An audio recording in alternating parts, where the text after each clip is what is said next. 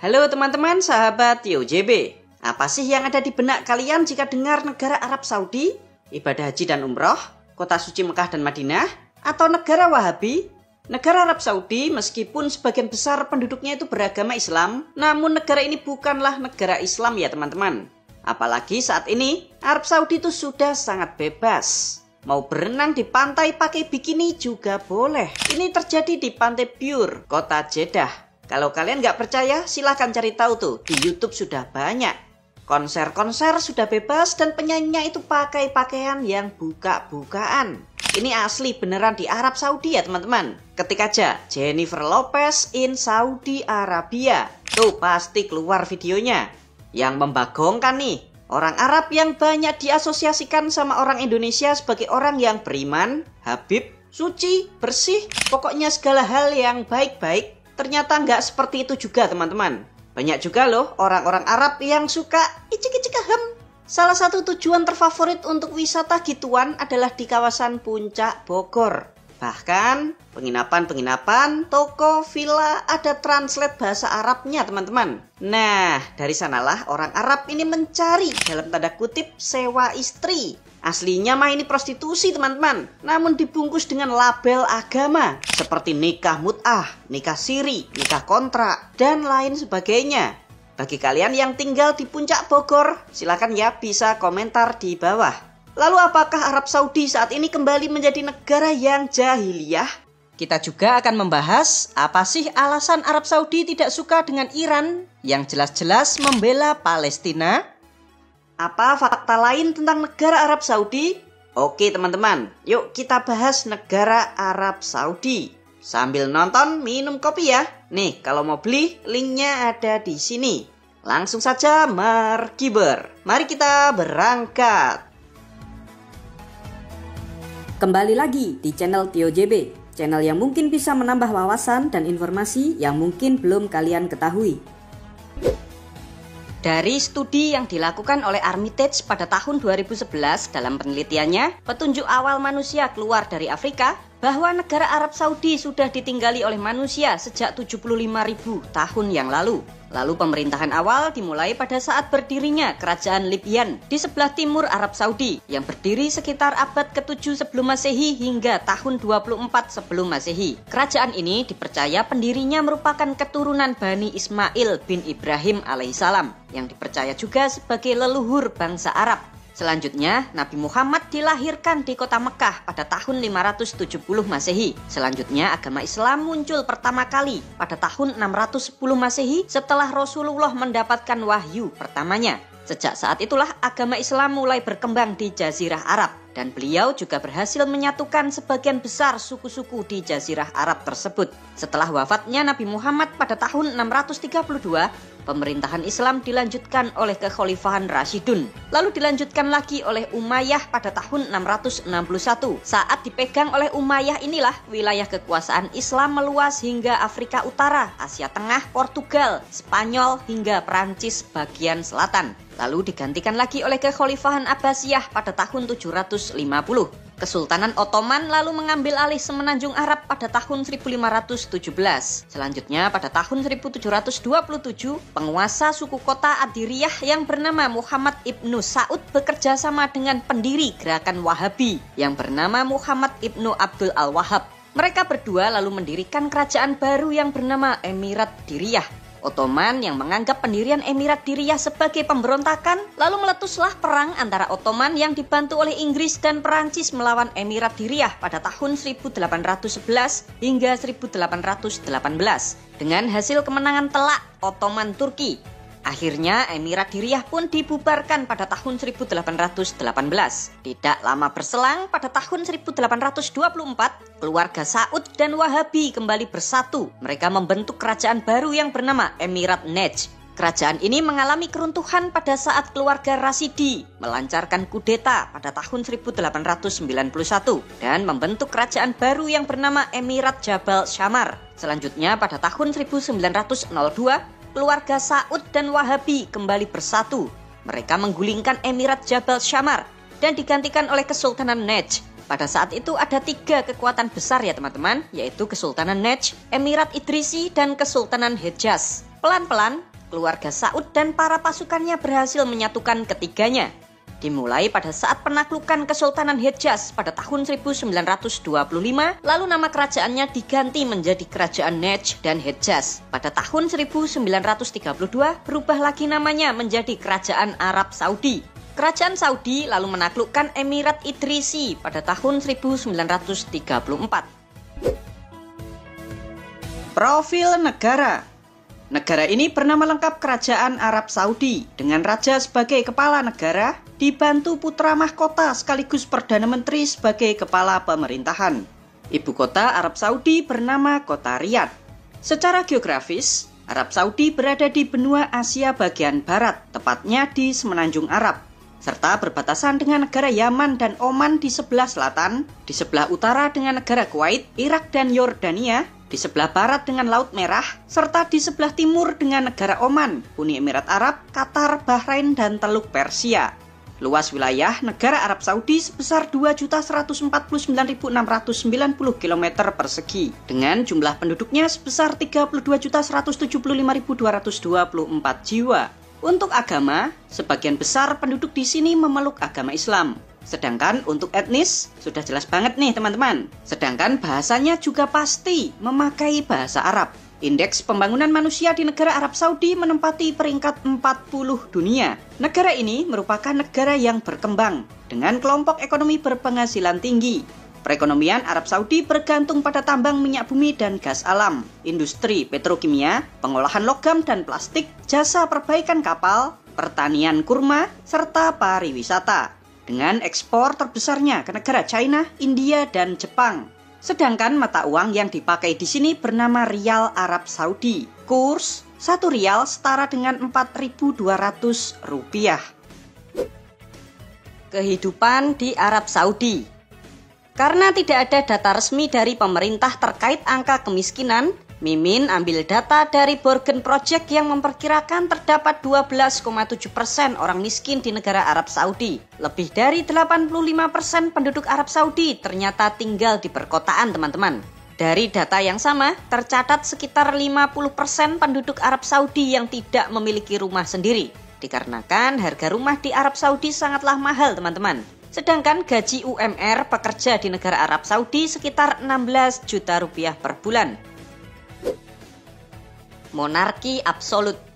Tahukah kalian teman-teman, jika negara Arab Saudi merupakan salah satu dari sedikit negara di dunia ini yang masih menerapkan sistem monarki absolut.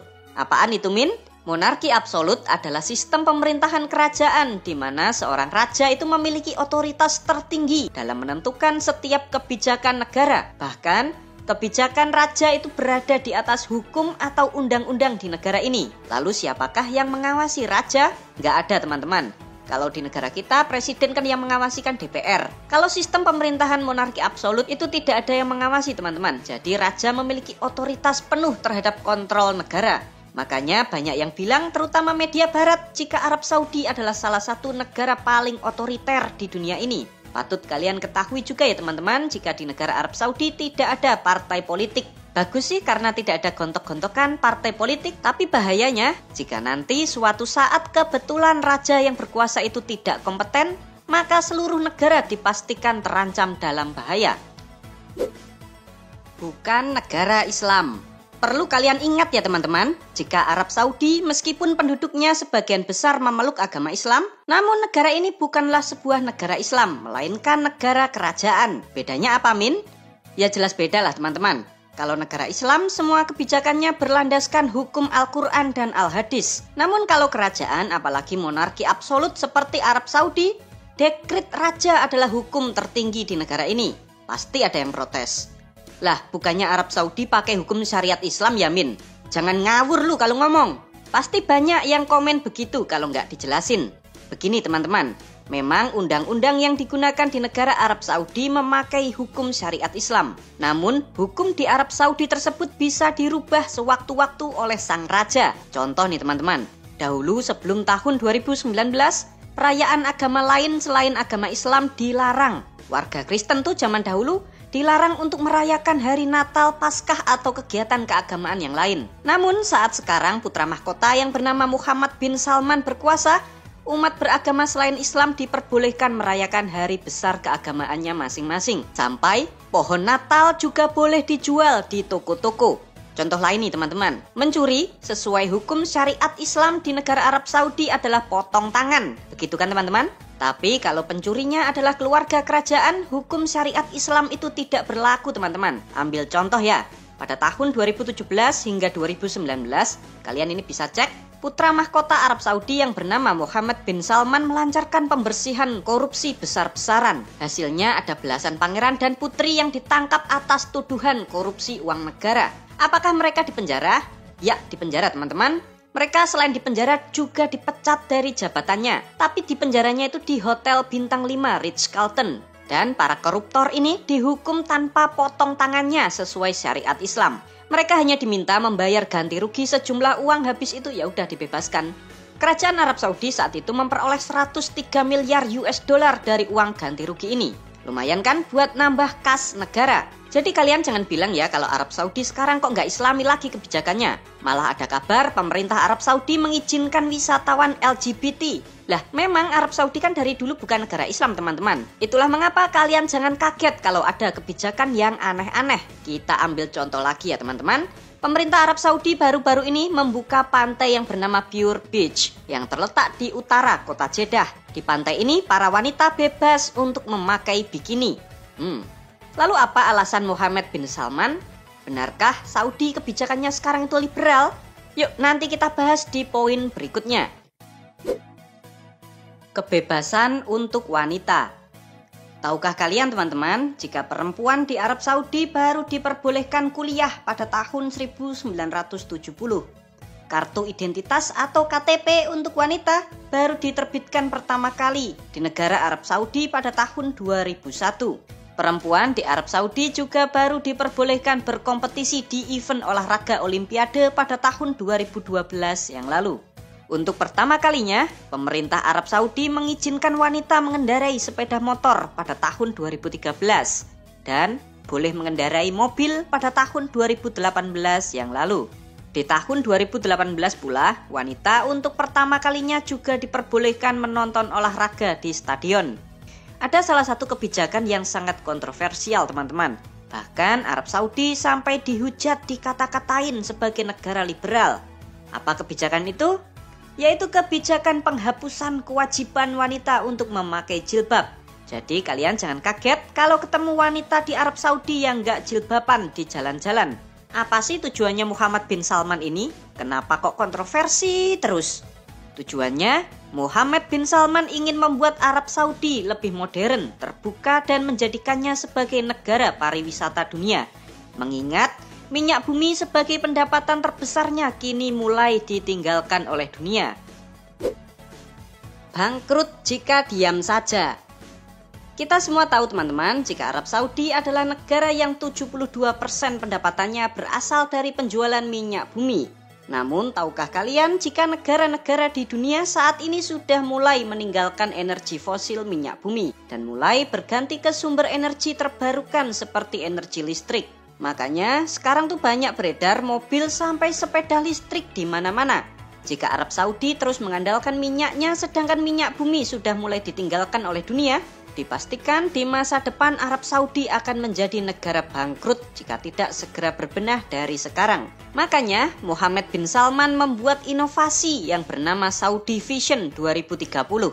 Inovasi inilah yang menyebabkan Saudi dituduh bermacam-macam, mulai dari negara Islam liberal kafir, antek Cina, dan lain-lain. Padahal sejak awal Saudi kan negara kerajaan, bukan negara Islam teman-teman. Kayak kebijakan perempuan yang di dalam tanda kutip mulai dibebaskan oleh pemerintah Arab Saudi. Maksudnya agar para wanita di negara Arab Saudi ini nantinya bisa masuk ke dunia kerja. Biar negara ini tidak ketergantungan juga sama tenaga kerja asing. Arab Saudi ingin di tahun 2030 menjadi negara industri serta pariwisata dunia.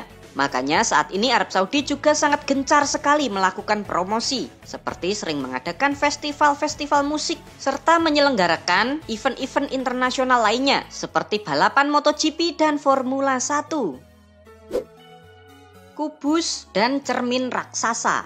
Nih, satu lagi kebijakan fenomenal yang diambil oleh Mohammed bin Salman, yaitu pada bulan Februari 2023 yang lalu, ia telah memutuskan untuk membangun gedung pencakar langit berbentuk kubus setinggi 400 meter kali 400 meter yang dinamakan dengan Mukab. Di dalam kubus ini juga direncanakan akan dibangun 20 gedung pencakar langit sebagai tempat tinggal dan perkantoran. Selain itu, sang penguasa Arab Saudi ini juga akan membangun The Mirror Line, sebuah tembok kaca raksasa setinggi 500 meter serta memanjang sejauh 170 km. Di sepanjang tembok kaca ini nantinya teman-teman akan dibangun gedung-gedung untuk tempat tinggal dan bangunan komersial. Bagus juga ya teman-teman idenya, membangun sesuatu yang belum ada di dunia agar nantinya banyak wisatawan mancanegara yang datang ke Arab Saudi. Usir Amerika dan dekati Cina. Sejak berkuasanya Mohammed bin Salman pada tahun 2017 yang lalu, hubungan antara Arab Saudi dan Amerika Serikat terus memanas teman-teman. Padahal kedua negara ini sudah dekat sejak tahun 1945. Hubungan panas ini dimulai pada saat kematian jurnalis yang bernama Jamal Khashoggi pada tahun 2018 yang lalu. Yang diduga dalangnya adalah sang putra mahkota sendiri yaitu Mohammed bin Salman. Kenapa dibunuh? Karena diduga Khashoggi sering mengkritik kebijakan pemerintah Arab Saudi. Panasnya hubungan Saudi-Amerika memuncak ketika Arab Saudi memutuskan untuk mengurangi produksi minyak buminya pada bulan Oktober 2022 yang lalu. Amerika yang minyaknya itu kebanyakan beli dari Arab Saudi kan ketar-ketir.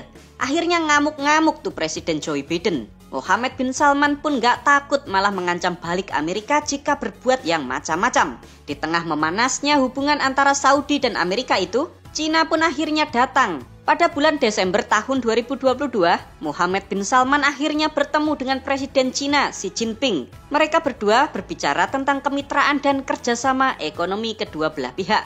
Patut kalian ketahui juga ya teman-teman, jika saat ini Arab Saudi adalah negara penerima investasi terbesar Cina di kawasan Arab. Musuh. Tahukah kalian teman-teman, jika Arab Saudi memiliki musuh bebuyutan yang sudah ada sejak zaman kekhalifahan Rasyidin. Musuh ini bernama Syiah. Lah, kenapa sih mereka kok bermusuhan dan belum juga akur sampai sekarang? Ya, ini juga yang kita sesalkan teman-teman. Di saat agama lain sudah akur kayak umat Kristen, Kristen Protestan dan Kristen Katolik itu di zaman dahulu juga bermusuhan teman-teman. Sampai perang berdarah-darah. Tapi kalau permusuhan di Kristen saat ini sudah selesai. Mereka sudah berdamai dan sekarang baik-baik saja. Nah, yang Islam ini nih masih saja ribut, saling mengklaim kebenaran. Contohnya, di negara kita Indonesia yang mayoritas Sunni, tahu ada kelompok Syiah. Sudah pasti Syiahnya itu terusir, seperti yang sudah terjadi di Sampang, Madura. Halah, jangankan beda aliran, cuma beda ormas saja. Di Indonesia tuh ributnya bukan main, sampai ngafir-ngafirkan. Nah, ini pula yang terjadi di negara Arab Saudi, teman-teman. Mayoritas atau 93% penduduk di Arab Saudi itu beragama Islam. 83% beraliran Sunni, serta hanya 10% saja yang beraliran Islam Syiah. Minoritas 10% umat Syiah di negara ini, mereka juga didiskriminasi, teman-teman. Perseteruan antara Sunni dan Syiah ternyata sudah berlangsung sejak lama banget.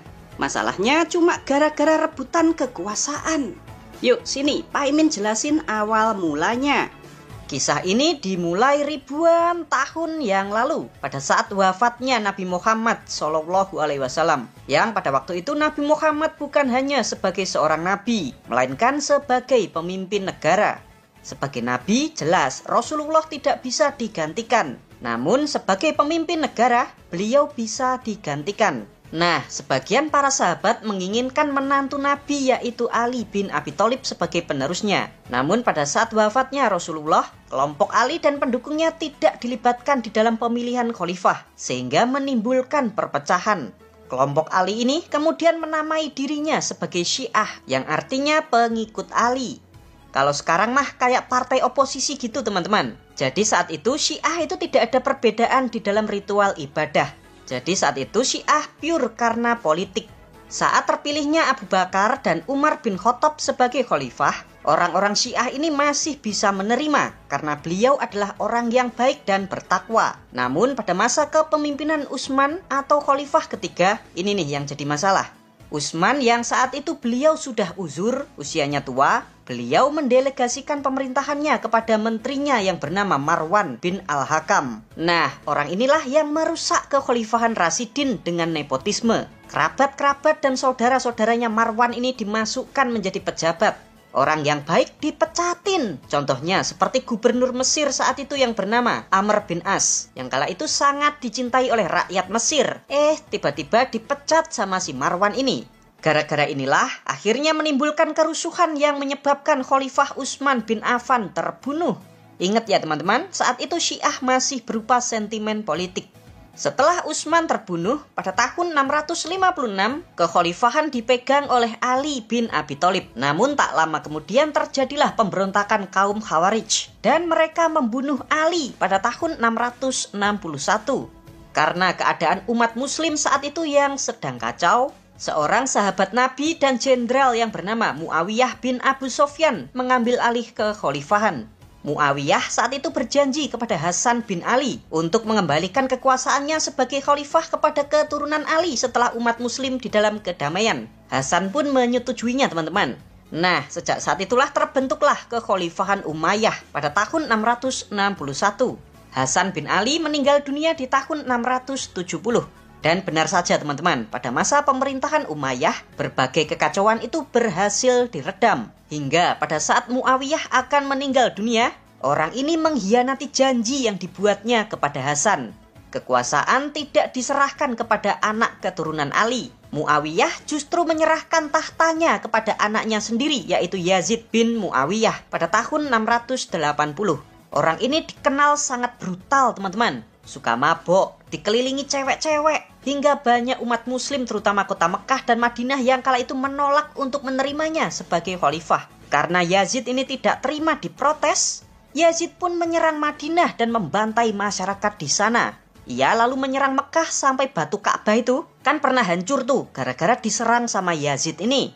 Di tengah keputusasaan itu, Husain bin Ali yang juga adiknya Hasan mendapat surat dari orang-orang Kufah untuk menjadi pemimpin pemberontakan untuk melawan Yazid. Akhirnya berangkat tuh teman-teman.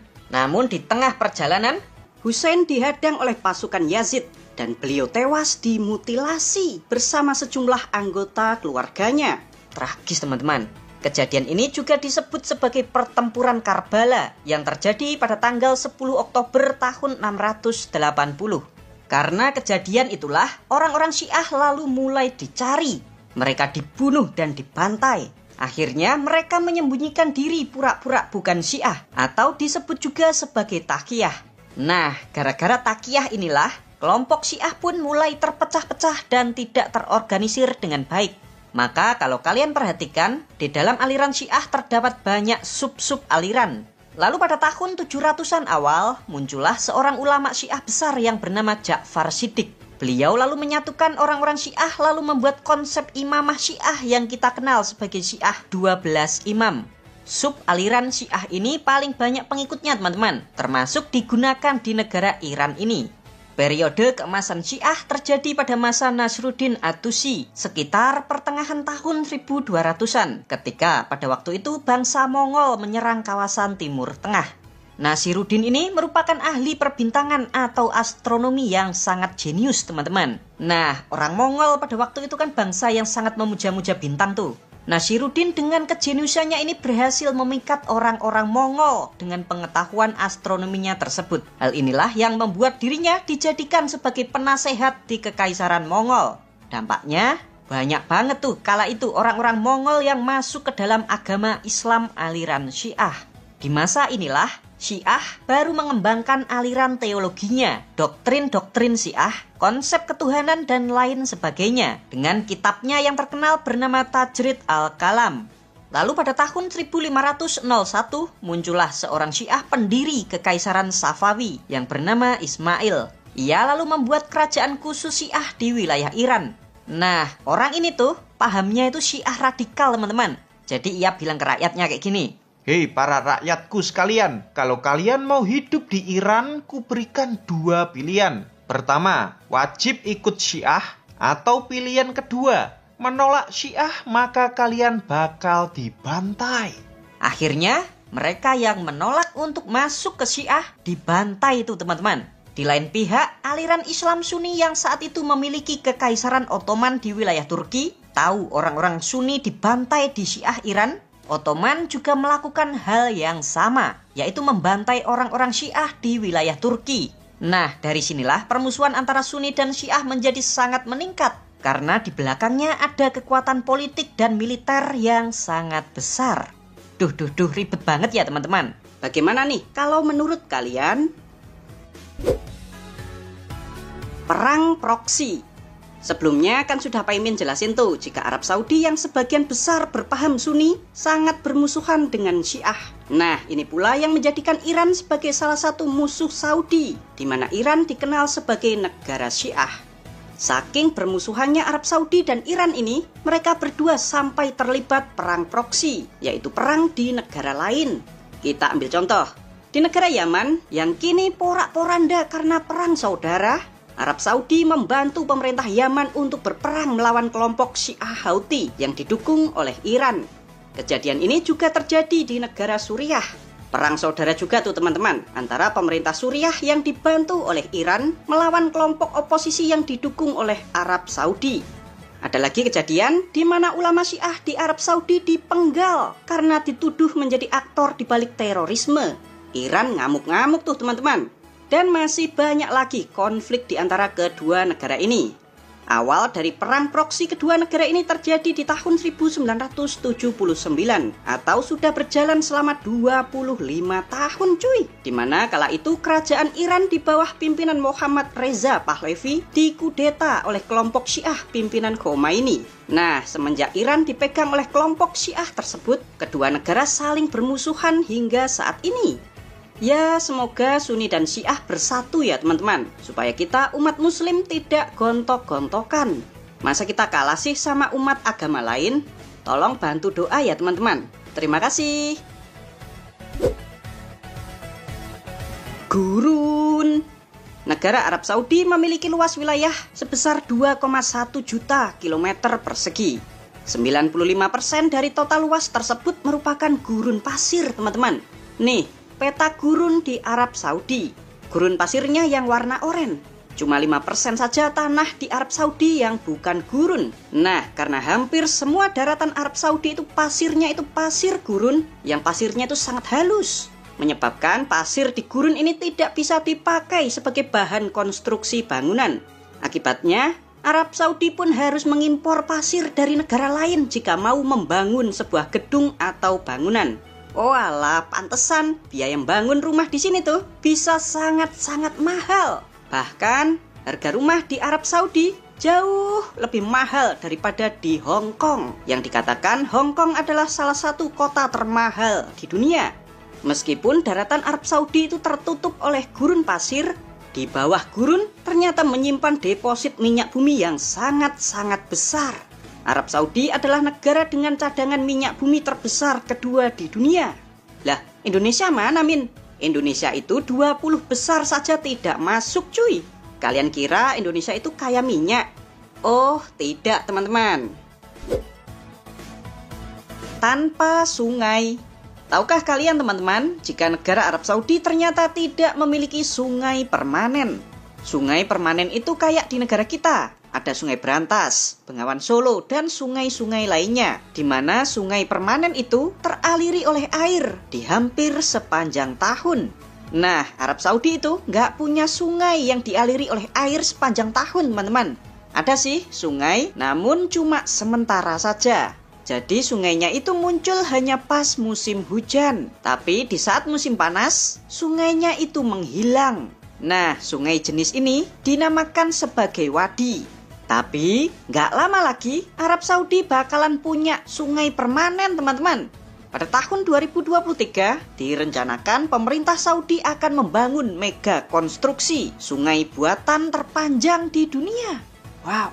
Jika saat ini sungai terpanjang di dunia adalah sungai Amazon yang memiliki panjang 6.575 km. Nah, sungai buatan Arab Saudi ini diperkirakan memiliki panjang 12.000 km sampai melintasi gurun. Hah? Yo nanti kering Tomin. Nah ini, sungainya ini beda teman-teman. Aliran air sungai buatan ini dialirkan memakai pipa anti korosi berdiameter 2,25 meter.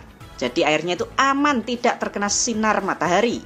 Proyek ambisius Arab Saudi ini dilakukan untuk pemerataan penyebaran air bersih hingga ke pelosok-pelosok. Bahkan mereka yang tinggal di gurun pasir sekalipun mereka bakalan tetap hidup. Yang menarik nih teman-teman, air sungainya nanti juga bisa langsung diminum karena telah melewati proses desalinasi. Jadi sumber airnya berasal dari air laut yang diubah menjadi air tawar siap konsumsi. Patut kalian ketahui jika negara Arab Saudi adalah negara produsen air desalinasi terbesar di dunia dengan menghasilkan 13,3 juta meter kubik per hari, serta saat ini telah memiliki 43 pabrik desalinasi air. Wah, hebat juga ya teman-teman. Pertanian. Emang negara gurun punya lahan pertanian ya Min? Punya teman-teman. Malahan gurun pasir telah disulap menjadi lahan pertanian. Nih bentuknya bulat-bulat.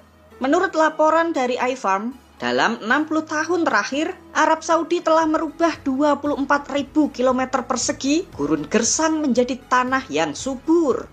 24.000 km persegi itu seperti 7 kali luas Provinsi Yogyakarta. Wow, luas banget ya teman-teman. Patut kalian ketahui jika Arab Saudi dalam 1 tahun curah hujan rata-ratanya itu cuma 100 mm saja. Ditambah 95% wilayahnya adalah gurun pasir, membuat tanah di negara ini sangatlah gersang. Nah, agar dapat dimanfaatkan sebagai lahan pertanian, tanah di gurun-gurun pasir ini harus secara rutin disiram. Dalam hal ini, para petani di Arab Saudi menggunakan teknologi siram otomatis, menggunakan pipa panjang yang dikasih roda di bawahnya. Nah, ini pipa otomatisnya, berjalan sendiri sambil menyiram. Lah, emang nggak tekor ya Min? Ya jelas tekor teman-teman. Airnya kan butuh banyak tuh, belum lagi beli pupuk dan beli alat-alat lainnya. Namun disinilah peran pemerintah. Pemerintah Arab Saudi mendukung penuh para petani dengan cara memberikan pinjaman uang tanpa bunga. Itu pun dengan jangka waktu yang panjang. Pemerintah juga memberi subsidi air, pupuk, bahan bakar, listrik murah, serta bebas pajak untuk mesin dan teknologi pertanian. Petani di Arab Saudi ini nanamnya juga macem-macem. Ada yang menanam sayur-sayuran, gandum, dan tanaman-tanaman lain. Tuh, hebat banget cuy. Skandal. Tahukah kalian teman-teman, jika kerajaan Arab Saudi juga memiliki banyak banget kasus-kasus skandal yang bikin kalian terkejut-kejut. Yang pertama datang dari pengakuan seorang model cantik asal Ukraina. Wanita ini bernama Yana Orfena. Wanita cantik ini mengaku dirinya telah 2 tahun menjadi wanita simpanan seorang pangeran Arab Saudi. Wow, kalian tahu? Yana Orfena ini dibayar sebagai ani-ani sebesar 77 juta rupiah per hari. Wih, gila, banyak banget. Selain itu, Yana Orfena ini juga mengaku dikasih uang jajan. Jadi kalau pas jalan-jalan bareng, wanita ini dikasih uang 2,21 miliar rupiah sekali jalan. Nah, cewek Ukraina ini jadi ani-ani pangeran Arab cuma 2 tahun saja teman-teman. Ia lalu diusir dan posisinya digantikan lagi sama cewek lain yang masih muda. Skandal kedua terjadi di tahun 2010 yang lalu, di mana ada seorang pangeran Arab Saudi yang bernama Saud bin Abdul Aziz bin Nasir Al Saud melakukan pembunuhan di Inggris terhadap teman kencannya. Kalian tahu, teman kencannya itu adalah seorang pria. Hah? Ternyata sang pangeran Arab ini adalah homoseksual teman-teman. Ia dinyatakan sah dan terbukti sebagai homoseksual saat diadili di pengadilan Inggris. Karena tindakannya membunuh orang, sang pangeran pun dijatuhi hukuman penjara seumur hidup. Namun pada tahun 2013, atas negosiasi antara pemerintah Arab Saudi dan Inggris, sang pangeran ini akhirnya dipulangkan dan ia dipenjara di Arab Saudi. Uniknya nih teman-teman, hukuman sang pangeran ini dikorting dari penjara seumur hidup menjadi hanya 20 tahun saja. Dan ia bisa dibebaskan di tahun 2030 mendatang. Sebenarnya masih banyak lagi teman-teman kasus-kasus skandal yang sangat unik-unik. Termasuk ada pangeran Arab yang menyelundupkan obat-obatan terlarang. Nantilah kita sambung lagi di part selanjutnya. Oke? Kontroversi. Tahukah kalian teman-teman, jika akhir-akhir ini Arab Saudi semakin ke barat-baratan. Padahal nih, Arab Saudi merupakan pusatnya gerakan Wahabi. Nah, meskipun saat ini kepala negaranya masih dijabat oleh Raja Salman, namun segala hal terkait pemerintahan sudah dipegang langsung oleh sang putra mahkota, Mohammed bin Salman. Sang putra mahkota ini juga memiliki kebijakan untuk mengubah Arab Saudi menjadi negara pariwisata dunia, dan bahkan ia mencanangkan program Saudi Vision 2030.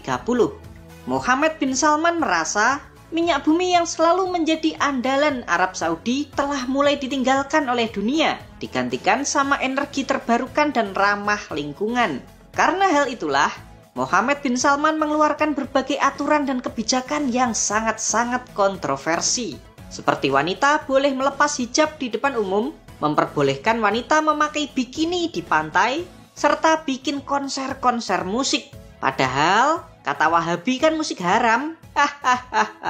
Ya begitulah teman-teman. Demi untuk menjadi negara pariwisata dunia, Arab Saudi rela untuk dibully jutaan umat muslim di luar sana.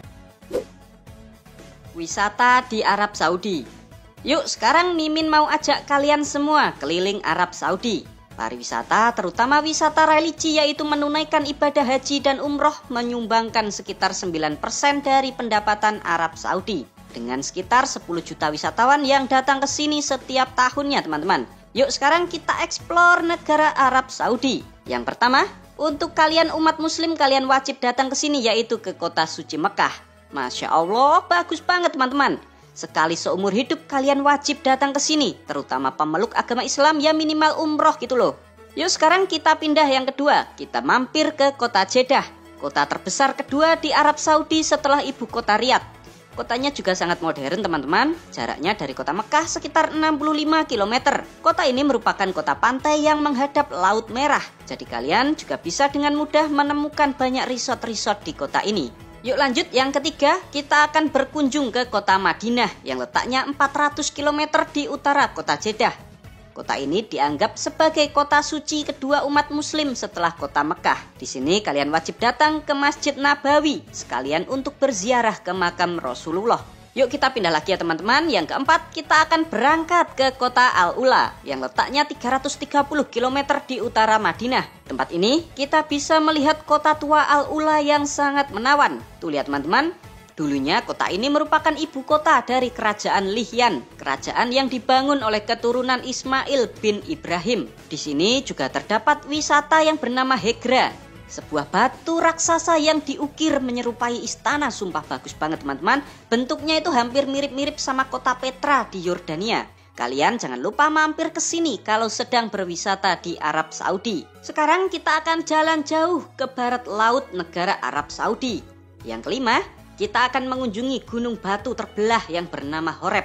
Gunung ini teman-teman dipercaya sebagian sejarawan sebagai Gunung Sina, tempat Nabi Musa atau Moses berbicara dengan Tuhan. Tuh kalian lihat batunya teman-teman, terbelah dengan sempurna. Dipercaya Nabi Musa yang membelah batu ini dan keluar air di sela-selanya. Jadi begini teman-teman, ada dua versi Gunung Sinai, yang ada di sini atau yang ada di negara Mesir. Tinggal kalian percaya yang mana.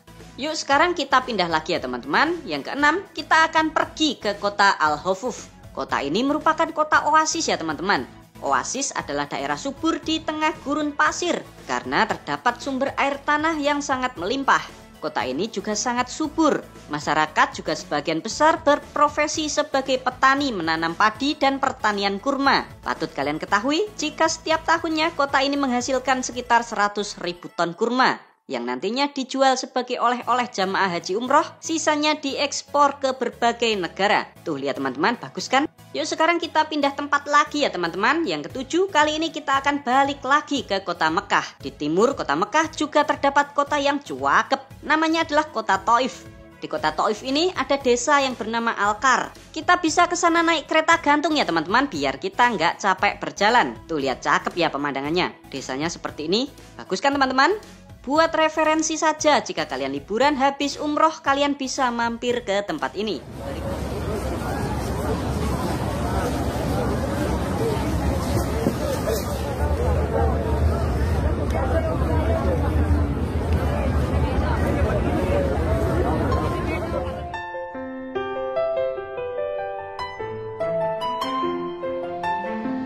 Halo, assalamualaikum teman-teman. Kali ini Pak Imin berada di negara Arab Saudi. Kalian ada yang pernah menunaikan ibadah haji atau umroh di Mekah Madinah?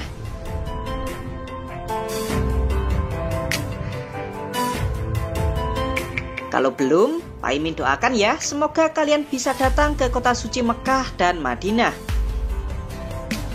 Kali ini, Pak Imin akan ajakin kalian semua berkeliling ke tempat paling sejuk di negara Arab Saudi.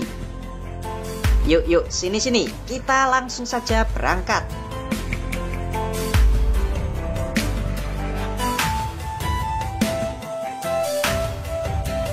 Inilah Provinsi Asir.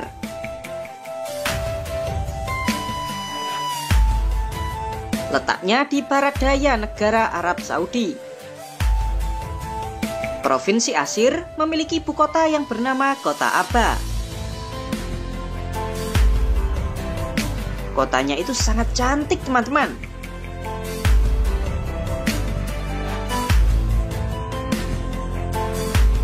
Tahukah kalian jika Provinsi Asir merupakan daerah lumbung pangan di negara Arab Saudi? Jadi wilayah Asir ini tanahnya itu sangat subur, berbeda dari wilayah-wilayah lain di Arab Saudi yang kebanyakan gurun pasir.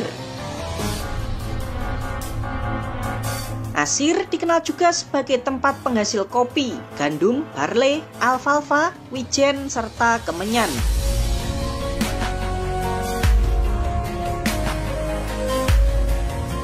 Kalian tahu, wilayah Asir ini letaknya di dataran tinggi. Jadi curah hujan di Asir ini jauh lebih banyak dibandingkan wilayah-wilayah lain di negara Arab Saudi. Nah, karena itulah Asir juga dikenal memiliki cuaca yang sangat sejuk, bahkan sering tertutup oleh kabut. Ibu kota Provinsi Asir, yaitu Kota Aba, sampai dijuluki sebagai kota kabut di negara Arab Saudi. Di kota ini juga banyak banget wisatawan-wisatawan, mulai dari wisatawan lokal sampai luar negeri yang mengunjungi kota ini.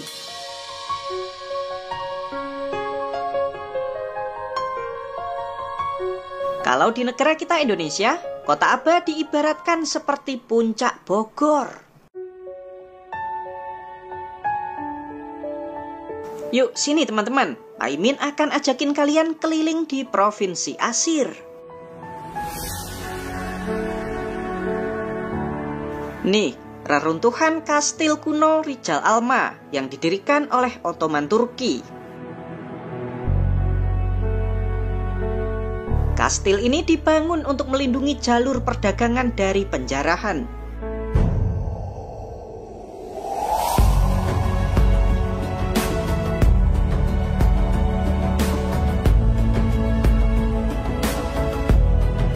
Yuk kita lanjut perjalanannya.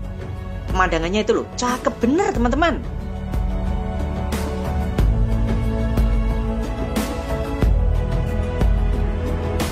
Nah, di dekat kastil ada sebuah desa kuno bernama Rijal Alma.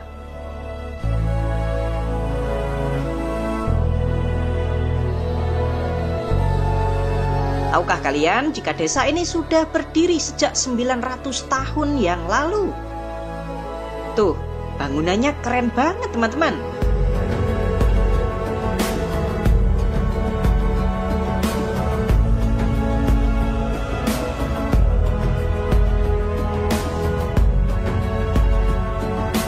Keunikan desa Rijal Alma bisa kita lihat di dalam arsitektur bangunannya yang terbuat dari 3 bahan utama, yaitu batu, tanah liat, dan kayu. Di desa ini terdapat sekitar 60 bangunan teman-teman. Pokoknya kalian wajib mampir deh kalau ke negara Arab Saudi.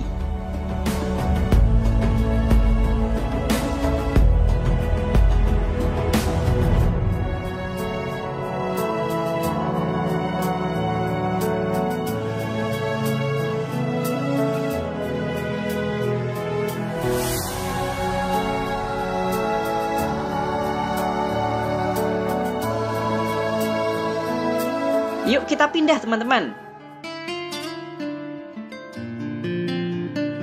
kita mampir dulu melihat Gunung Putih atau nama lainnya Al-Saira Al-Baida.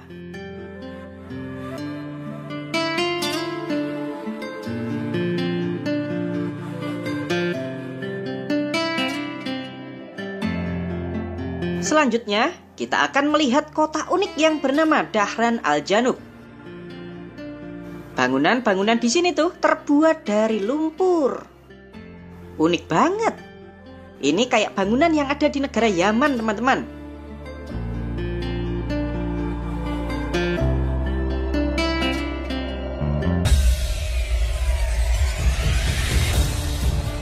Dari Dahran Al-Janub ini ke negara Yaman juga sangatlah dekat. Jaraknya itu cuma 15 km saja.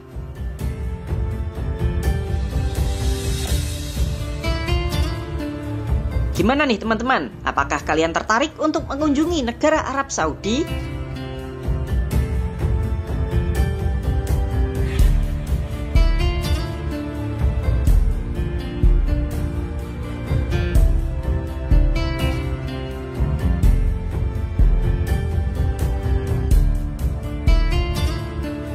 Untuk tiket pesawatnya pulang pergi Jakarta Jeddah Arab Saudi sekitar 10 juta rupiah per orang. Ditambah biaya visa sekitar 3-4 juta rupiah per orang. Lumayan kan? Sekalian kalian bisa umroh.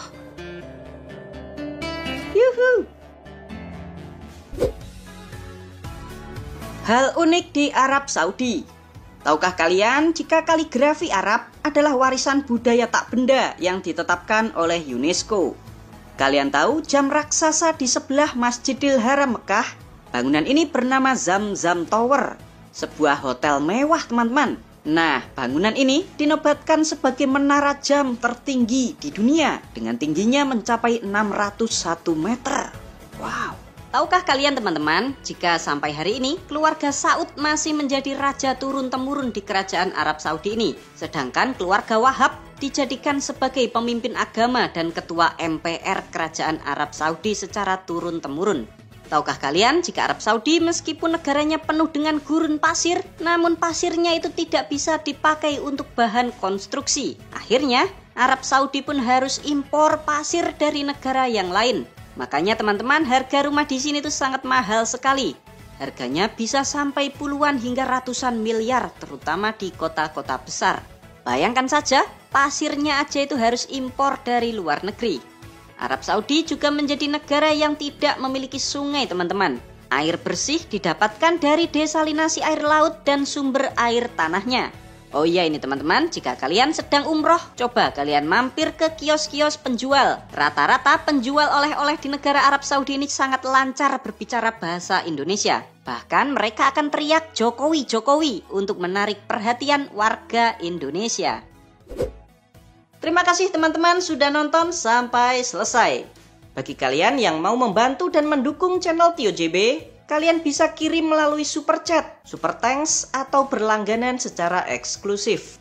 Jangan lupa ya untuk subscribe channel Tio JB dan tekan tombol loncengnya agar kalian tidak ketinggalan video-video menarik dari kita. Silakan nih kalau ada request, kritik, saran, kirim salam, atau apapun itu kalian bisa sampaikan di kolom komentar. Sampai jumpa lagi dan ciao!